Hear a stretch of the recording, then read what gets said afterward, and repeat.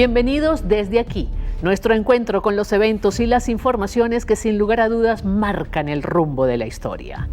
Hoy vamos a conversar acerca del golpe de Estado en Gabón, pero no nos vamos a quedar únicamente en Gabón. Vamos a hablar un poco de lo que está sucediendo en África.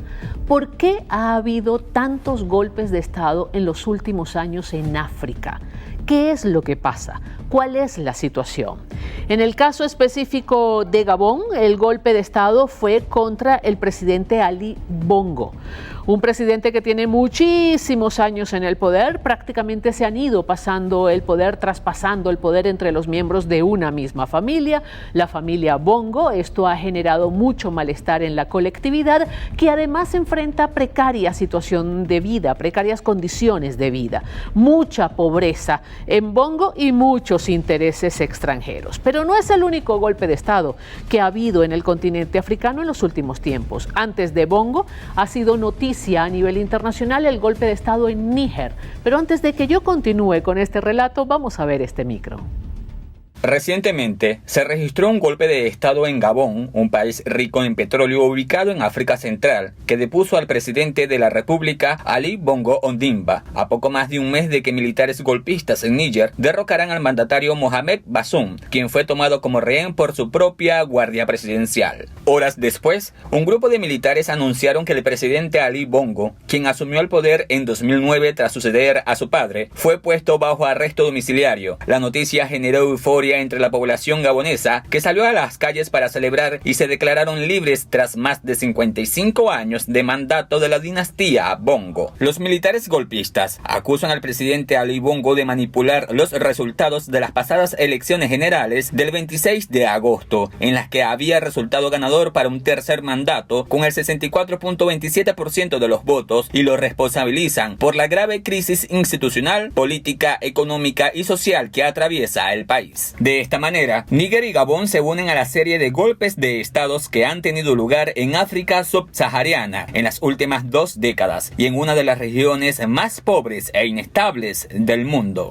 Para los especialistas, las insurrecciones militares que se están produciendo en África no son ajenos a los intereses foráneos que se manejan desde el extranjero, dado el gran potencial minero y de otros recursos energéticos que poseen los países de África. La creciente presencia en África de sectores mineros estadounidenses de Europa y Asia han jugado un papel crucial en el desarrollo económico de algunas naciones de la región, al disponer de amplias reservas de elementos minerales indispensables para la fabricación de dispositivos electrónicos como los teléfonos. No obstante, la realidad es que estos aparentes acuerdos estratégicos tienen un peso lucrativo que no favorece a los pueblos africanos, que cada vez se hunden en la pobreza y la desigualdad. La poca capacidad de los estados africanos de hacer que sus riquezas se conviertan en un insumo para mejorar la calidad de vida de sus respectivos pueblos se debe en parte a la precariedad de sus instituciones, dominadas en la mayoría de los casos por pequeños grupos de poder a nivel nacional, apoyados por sociedades extranjeras.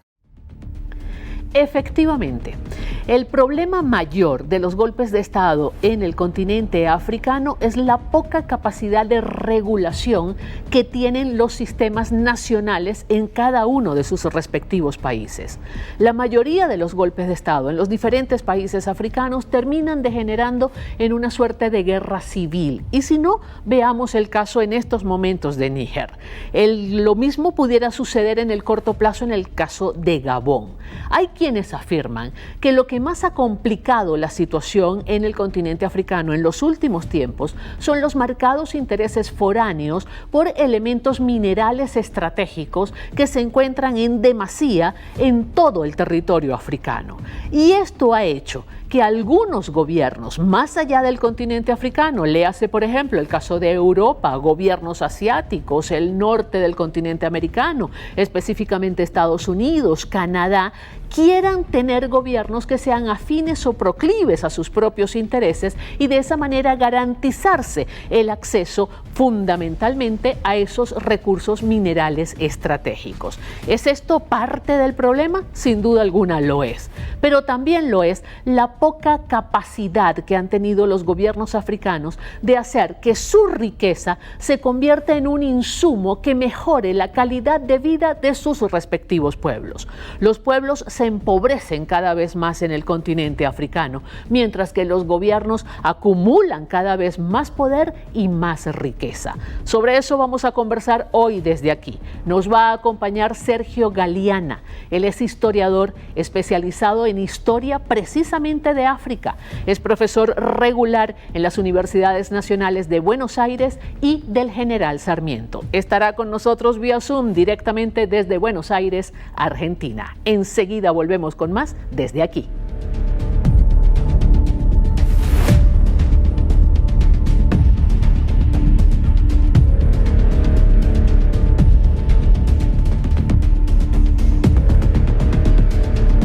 Tal como lo ofrecimos en la presentación, nos acompaña desde Buenos Aires, Argentina, Sergio Galiana. Él es historiador especializado en historia de África, es profesor regular en las universidades nacionales de Buenos Aires y del General Sarmiento. Gracias por estar con nosotros, profesor. Un placer, muchas gracias por la invitación. A ver, ¿por dónde empezamos? Porque ¿cómo entender lo que está sucediendo en África, específicamente en Gabón, sin pasearnos por todos los otros golpes de Estado que ha habido en las últimas 2 décadas en África? Bueno, en primer lugar, hay una sucesión, es cierto lo que vos señalás, de golpes de Estado, sobre todo desde el año 2020 para acá, sobre todo en el África Occidental, que responden a una dinámica muy particular, en donde el componente de la insurrección armada islamista, o el terrorismo, los ataques, la cuestión de la inseguridad está fuertemente presente, y esto había generado una excusa, por un lado, para la intervención occidental, fundamentalmente francesa, en la región, una militarización de la sociedad, ¿sí? Niveles de violencia muy altos y un gran descontento dentro de la población, pero que también se tradujo en gran descontento dentro de las Fuerzas Armadas, y es lo que de alguna manera explica en parte los golpes de Estado en África Occidental, en Burkina Faso, en Malí y en Níger. En el caso de Gabón, el golpe de Estado se enmarca en una situación política tanto doméstica en Gabón como regional, absolutamente diferente. ¿Sí? Gabón es un pequeño país de África Central que tiene una gran potencialidad económica, que tiene una población bastante reducida en comparación con la superficie, pero que tiene una cantidad de población cerca de un 30% en pobreza, ¿sí? En situaciones de pobreza.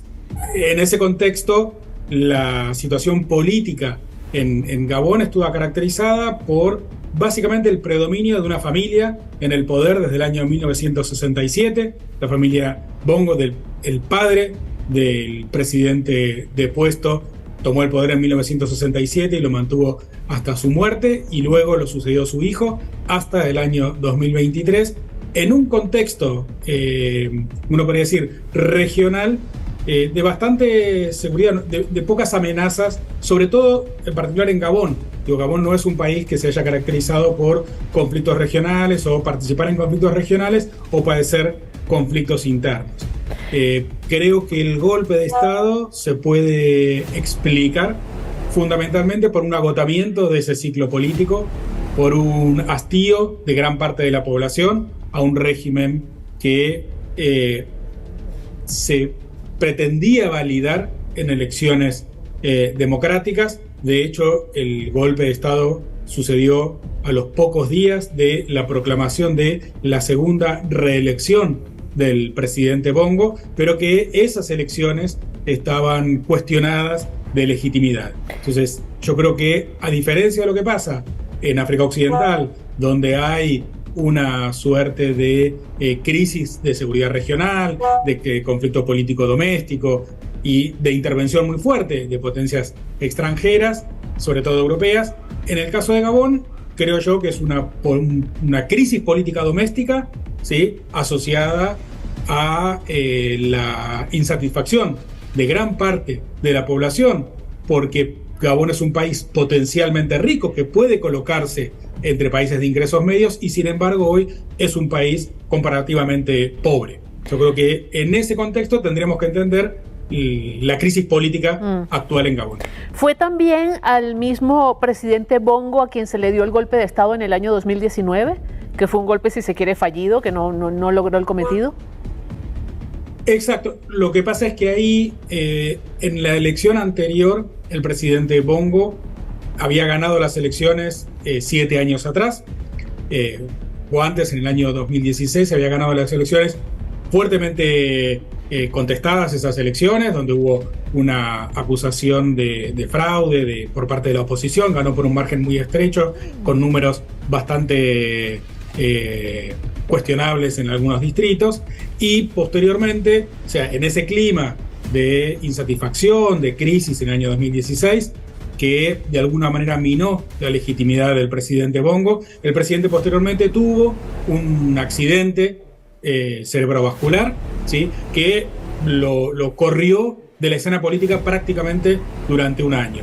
En ese contexto de debilidad hubo un intento por derrocar al presidente Bongo, pero que había sido rechazado, entre otros por la acción decidida de quien hoy es el presidente interino y que fue uno de los partícipes del golpe de Estado en estos días. Ahora, fíjese, profesor, las razones que usted nos da un poco para entender las motivaciones que ha habido detrás del golpe no son ninguna razones nuevas, son parte, digamos, de una realidad estructural, por decirlo de alguna forma, en la mayoría de los países africanos. La mayoría de los países africanos son países ricos en recursos naturales, son países con suelos sumamente ricos, pero muy mal gerenciados y con altísimos niveles de pobreza. ¿Por qué en estos momentos, por qué en los últimos años hay como mayor predisposición a estas salidas de fuerza? ¿Hay más presencia extranjera en el continente africano de la que ha habido en otros tiempos? Hay una multiplicidad de intereses. En África ahora los intereses europeos son mucho más marcados de lo que fueron antes. Hay inclusive presencia de países asiáticos en el continente africano. Hay intereses inclusive por parte de Estados Unidos en el continente africano. Generalmente este tipo de crisis no son absolutamente aisladas, no son completamente estériles y no son ajenas a esos intereses extranjeros. ¿Han tenido algún peso esos intereses extranjeros en estos últimos años? Bueno, claramente en el caso del África Occidental, esos intereses extranjeros, la emergencia de una insurrección islamista que puso en tela de juicio todo el entramado político, social y militar, ¿sí?, que, como señalaba antes, había alentado un recrudecimiento de la presencia militar occidental, específicamente francesa. De hecho, en África Occidental hay bases militares de Francia, hay una base también muy importante, había una base muy importante en Níger de drones, ¿sí?, por parte de empresas norteamericanas. En ese contexto también hay una intervención y una apelación a otras fuerzas extranjeras para enfrentar la insurrección armada, en el caso del grupo Wagner de Rusia, y en ese sentido creo que en el África Occidental es mucho más clara esta internacionalización, uno podría decir, de la crisis y del conflicto político en África.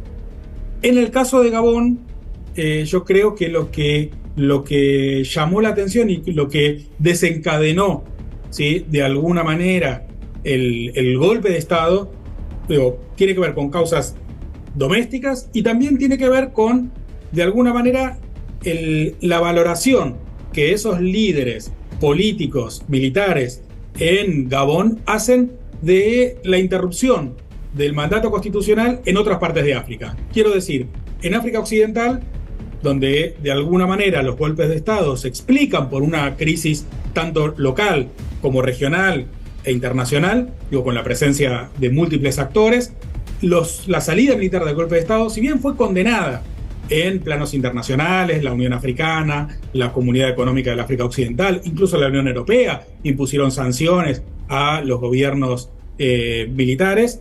De hecho, esos gobiernos siguen en el poder y van encontrando formas de alguna manera, recomponer los vínculos con la sociedad y establecer acuerdos regionales. ¿Sí?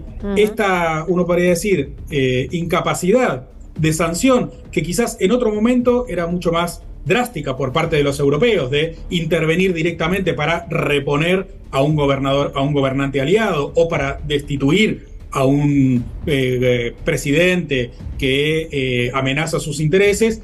Digo, esa intervención claramente hoy no se dio. ¿Sí? No lo vemos en el África Occidental. A ver, profesor Galeana, allí vale la pena preguntarse si es falta de capacidad para imponer ese tipo de mecanismos de corrección o si es falta de voluntad precisamente porque están mediando otros intereses. No me responda ahora, tenemos que hacer una pausa. Enseguida volvemos con más desde aquí, hoy conversando acerca de África y estos repetidos golpes de Estado que ha habido en diversos países del continente.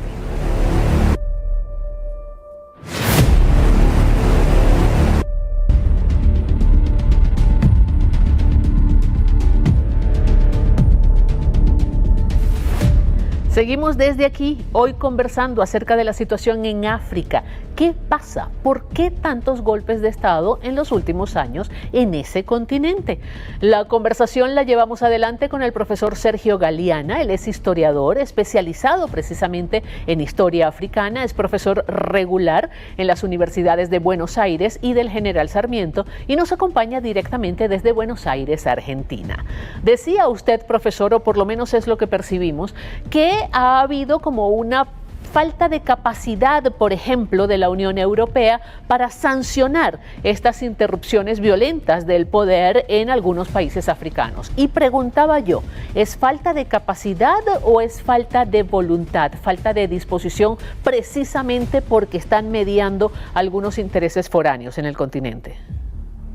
A ver, claramente desde las independencias en la década de 1960, la estrategia, sobre todo de Francia, de Gran Bretaña, en los jóvenes países independientes, fue tratar de mantener los intereses políticos y económicos metropolitanos en una relación más o menos amistosa con los nuevos gobiernos independientes.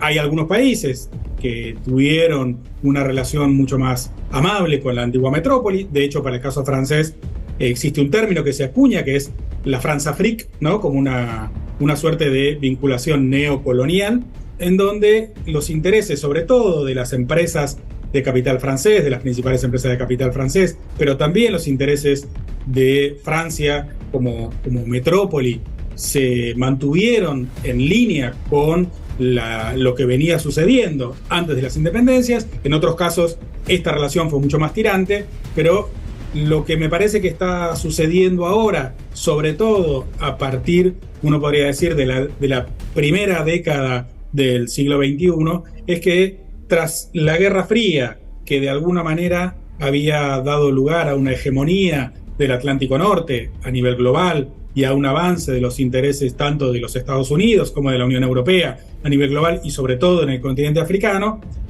esa hegemonía se vio cuestionada y se ve cuestionada sobre todo a partir del año 2000, 2010, por la irrupción de otros actores, fundamentalmente China, pero también uno puede pensar en Rusia, puede pensar en la India y en menor medida en otros actores, incluso uno puede pensar la presencia creciente que Brasil tiene en las relaciones con África. ¿Sí? En ese sentido, la política europea siempre fue una política de tratar de mantener esa hegemonía, de mantener ese control sobre algunas regiones y algunas áreas estratégicas en el continente africano, naturalmente en connivencia y en alianza con las élites locales.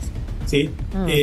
El problema que tiene esta estrategia es que lo que demuestra es ese fracaso en resolver problemas concretos en la vida cotidiana de las poblaciones africanas. ¿Sí? Si en algún punto uno puede pensar que en los 90 o incluso en los 2000 no había muchas alternativas más que alinearse e insertarse en el mercado mundial como productor de materias primas y de alguna manera obtener algún tipo de ventaja particular en algún mercado de la Unión Europea o el acceso al mercado norteamericano. Hoy esa situación cambió. Eso alentó a que algunas élites busquen ampliar su margen de autonomía, y esto de alguna manera fue visto por algunas potencias europeas como una amenaza a sus propios intereses.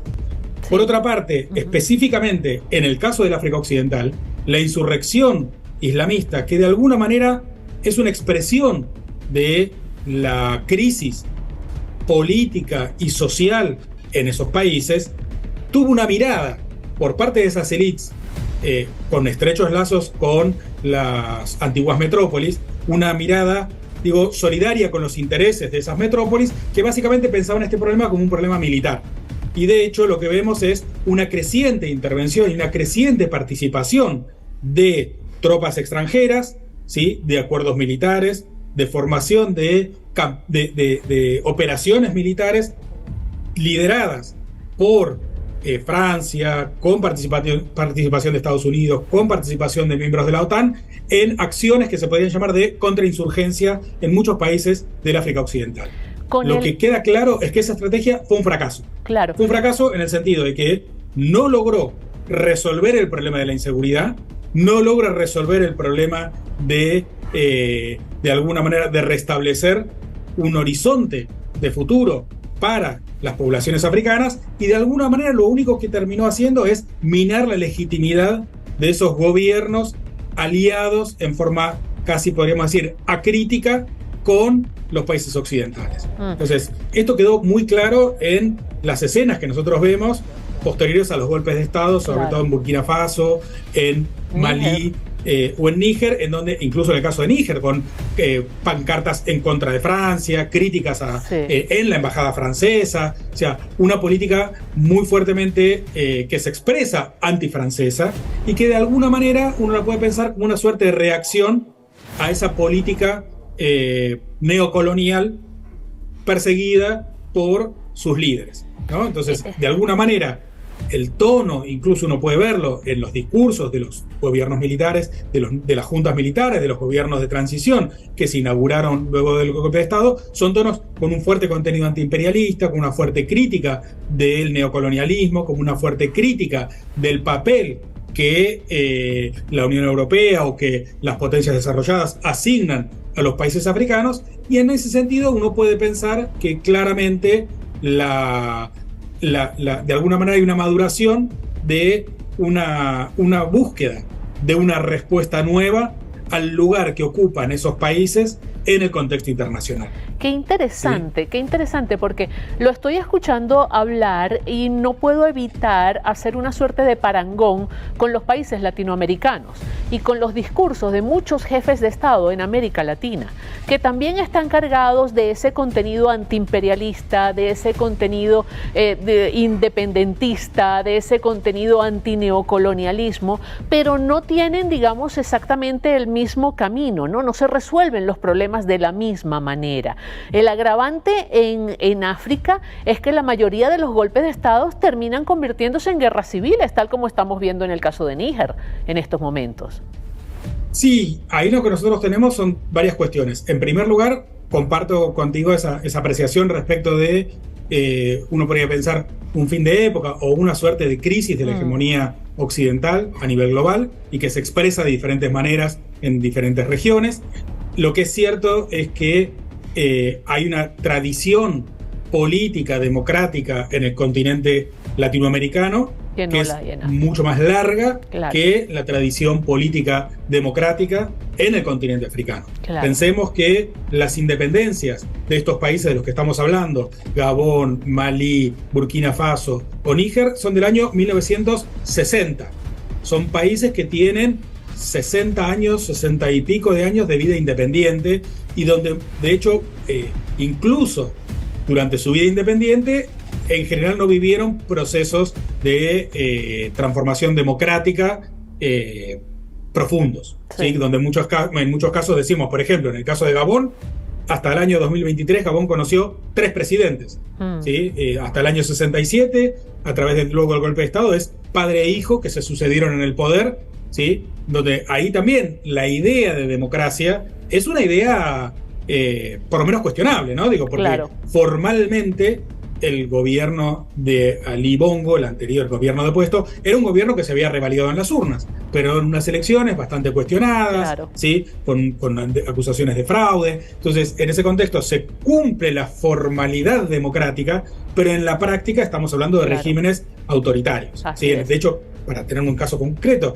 en el caso de Gabón, se realizaron las elecciones y el gobierno gabonés decidió cortar internet durante 5 días, ¿sí? Para supuestamente evitar la difusión de noticias falsas, ¿sí? Digo, claramente estamos hablando de regímenes que tienen una fachada democrática, pero que en la práctica, la verdad que ese sistema democrático o esa cosa democrática es, por lo menos no es la democracia que nosotros conocemos, ¿no? Por lo menos en América Latina, con toda la falencia que pueden llegar a tener los diferentes sistemas políticos latinoamericanos, ¿sí? En ese sentido, creo que ahí hay algo que es importante tener en cuenta respecto de esa historia previa, en donde en América Latina los países ya tienen una tradición política, una nación consolidada, una serie de cuestiones identitarias ya resueltas, que en el contexto africano podemos ver que son naciones extremadamente jóvenes, si pensamos en términos políticos, ¿sí? Pero coincido contigo respecto de que hay una crisis a nivel internacional de la hegemonía occidental, podemos decir, del Atlántico Norte, y que muchos liderazgos en los países subdesarrollados, periféricos, como los queramos llamar, van a ir tratando de conseguir nuevas formas de autonomía, nuevas formas de inserción en el sistema internacional, nuevos agrupamientos, lo que vimos, por ejemplo, en estos días con la ampliación del BRICS, claramente habla de eso, de actores que hasta hace 20, 30, 40 años eran marginales o no se los pensaba como actores centrales en el contexto internacional, que buscan, ¿sí?, tener una voz en la construcción de un nuevo orden económico internacional. Así ¿sí? es. Lo que no, está claro que cada experiencia va buscando sus formas de expresar esa búsqueda, pero que creo claramente que las motivaciones, uno podría pensar que son similares, y en ese sentido creo que hay muchas posibilidades de diálogo en cuanto a las búsquedas de nuevos mundos alternativos al actual. 1.000.000 de gracias por estar con nosotros, muy gentil.